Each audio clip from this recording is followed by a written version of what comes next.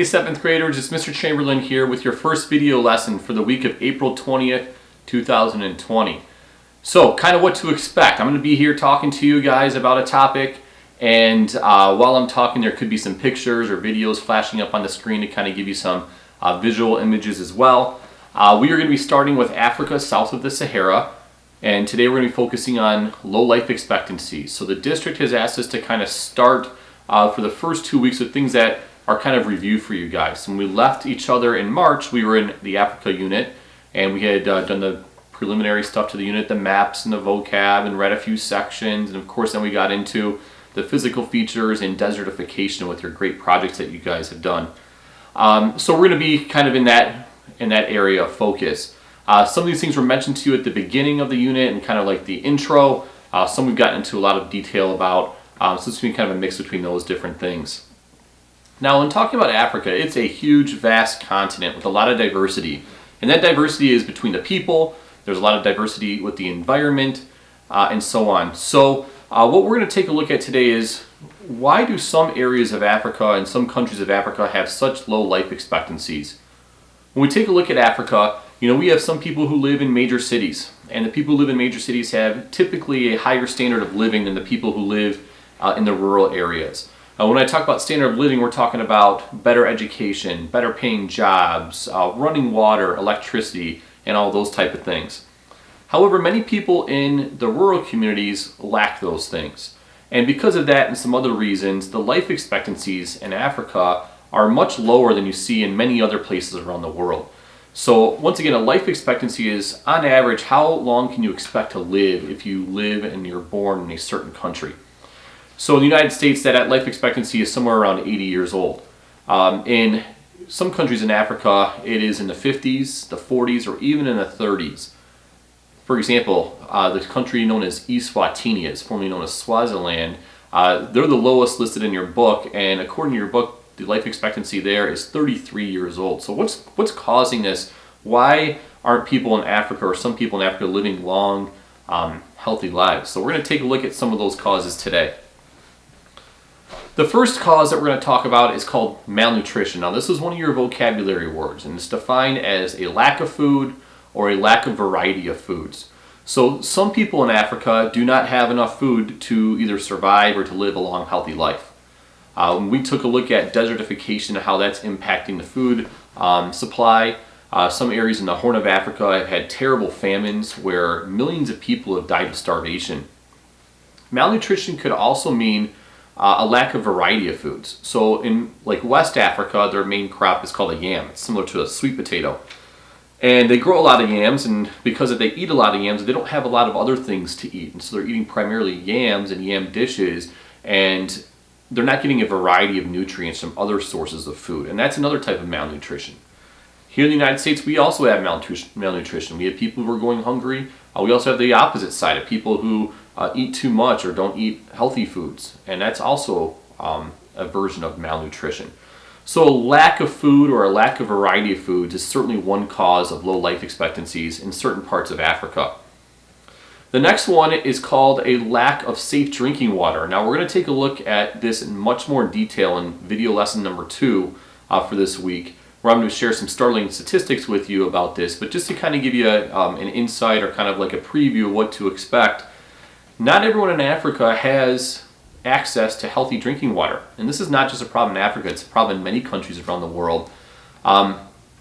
So for us, if I need to wash my hands, I can just go to my sink, turn this faucet on, and water appears. And I don't really think too much about it being safe or not. And I know it's filtered and goes through all different processes, so it's safe for me to use. If I need to go to the bathroom, I just flush it and it goes away, and I don't ever have to think about that again.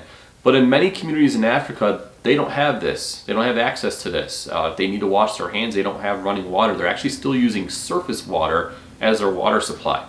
So this is like going down and fetching water from a stream or a lake and bringing it back to your village, where you would then use that for cooking, for hand washing, for sanitation, for bathing, and so on.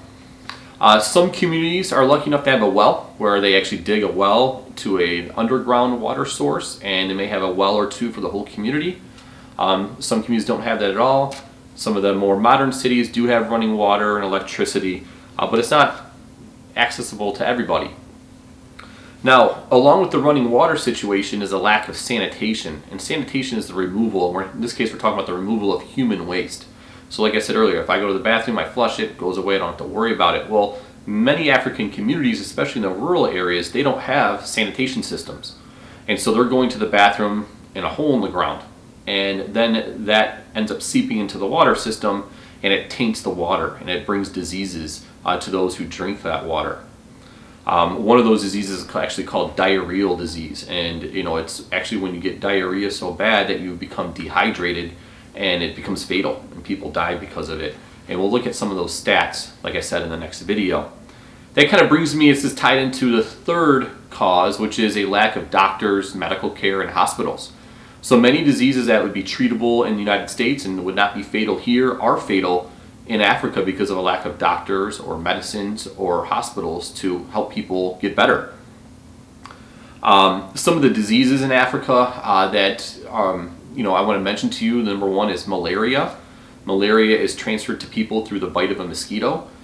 Some people in Africa choose to stay indoors at night when mosquitoes are out, or if they're able to sleep inside of nets to protect themselves. Many people in poor areas of Africa don't have that benefit, and this is a disease that can definitely be fatal in Africa. The next one is called AIDS. AIDS has been rampant in many areas of Africa, and it has been a huge reason why there are so many orphans in Africa, and has been a big cause of low life expectancies.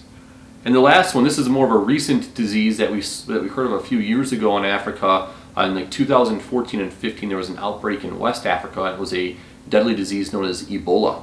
So these are some African diseases that have hurt people in Africa and cause those life expectancies to be low. The final cause I want to talk to you guys about is conflict or war. So there are many conflicts throughout Africa, and there have been over the past several decades between different ethnic groups that don't get along, between 2 or 3 religious groups that don't get along, and sometimes you also have groups within a country, like rebels, who are fighting against the government to try and maybe take over or change the type of governments that's there. And during those conflicts, which are bloody battles, lives are lost, which also leads to low life expectancies. Many of these conflicts are funded, which money is used to buy weapons and transportation vehicles and so on through something called conflict diamonds. A conflict diamond is a diamond that is taken from Africa and sold kind of on the black market. And because of this, rebel groups get their hands on them, they sell them, and they're able to buy weapons and ammunition and trucks and so on to continue these civil wars against the government. These rebel groups go from village to village recruiting people to join them, and many times it's by force, and if you refuse to join their group, they will oftentimes do something violent to you. Like the most common thing is they chop your hands off with machetes, which is kind of to scare other people into not saying no and joining them.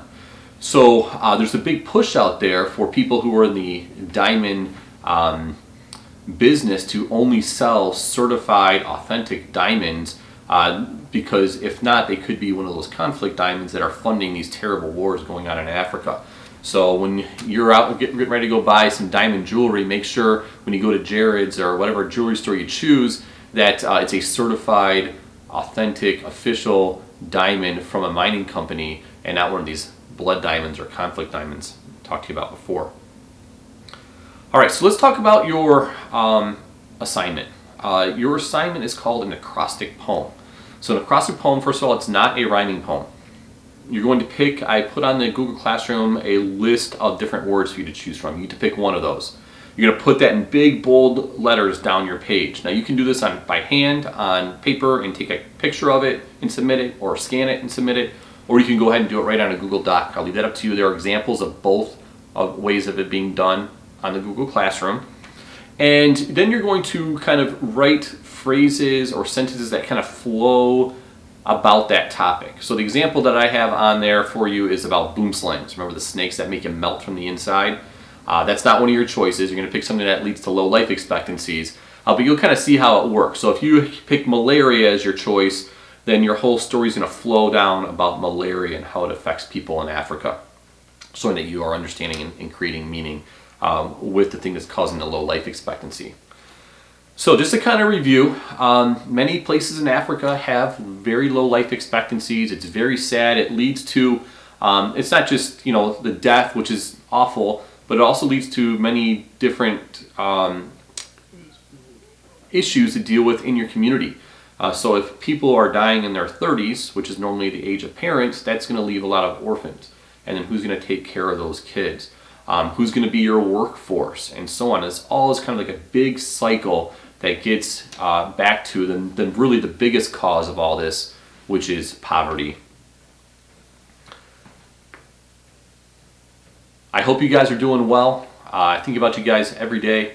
If you have any questions, remember, office hours, 2 p.m. on Mondays, 10 o'clock on Fridays, and you can always reach out to me via email or through the Google Classroom if you have questions or comments. Take care.